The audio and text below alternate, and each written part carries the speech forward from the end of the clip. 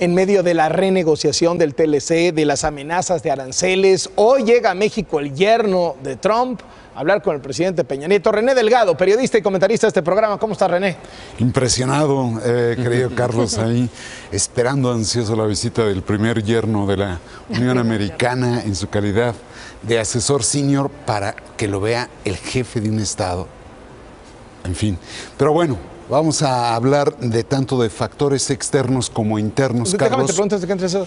¿Quién gana con una eventual visita así? ¿Quién gana con un eventual encuentro Trump-Peña, si eso es lo que se va a negociar en la visita del yerno hoy? Pues si eso es lo que se va a negociar, me parece que podría ser el subsecretario de América del Norte quien recibiera a un asesor, por importante que este sea, e incluso por la relación que tiene con el jefe de Estado de Estados Unidos.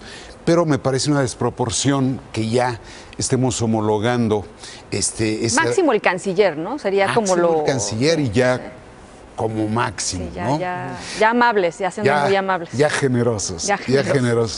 Pero Carlos, quería llamar la atención sobre los factores externos e internos que desde el arranque del año se señalaron como los factores de riesgo que podrían poner en apuros a la estabilidad monetaria, a la estabilidad económica y financiera del país. Se mencionaban fundamentalmente dos.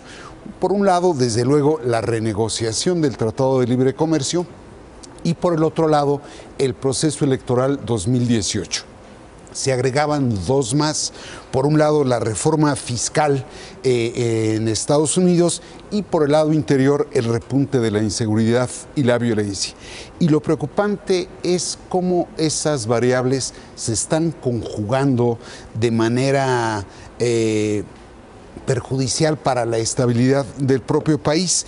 Me parece que la séptima ronda, salvo lo que diga aquí Enrique, la séptima ronda del Tratado de Libre Comercio no arrojó lo que se esperaba, que era un poco más de certidumbre, y sí, en cambio, abrió nuevos capítulos de duda sobre la viabilidad del propio tratado.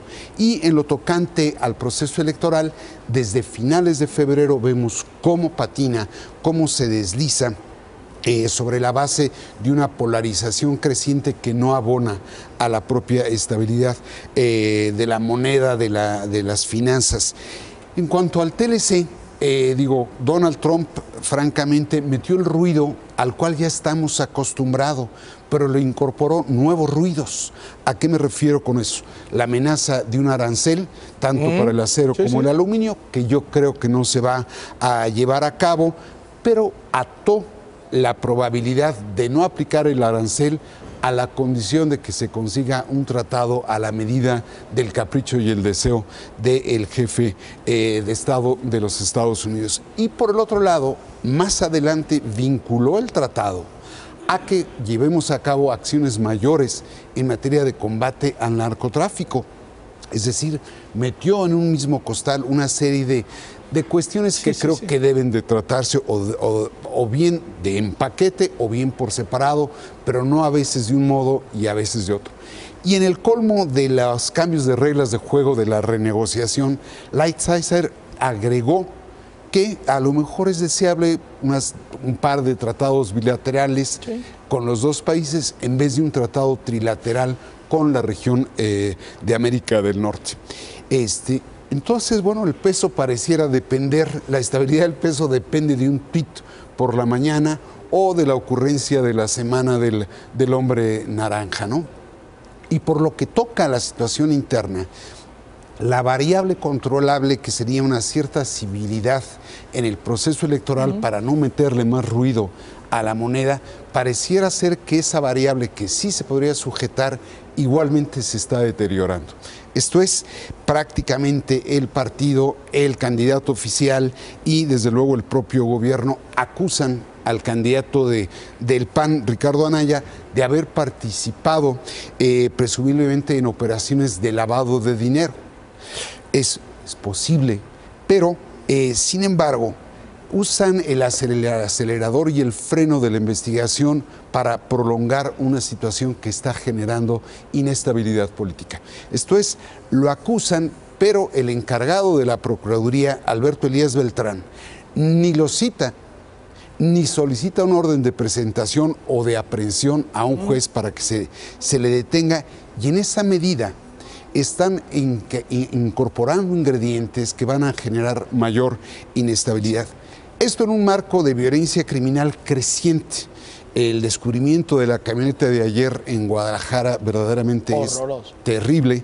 Y sobra decir el de Guadalajara, porque podríamos decir de muchas regiones de la República. En ese sentido, Carlos, asombra mucho que sin definir una política exterior clara frente a Estados Unidos y sin cuidar una política interior, estemos incurriendo, no diré en errores, pero sí en riesgos que ya hemos conocido. En el 2006 vimos el efecto que tuvo la pretensión de eliminar a un adversario político por la vía judicial. En el 94 vimos qué ocurre cuando se polariza, en un marco de descontento social, se polariza la política.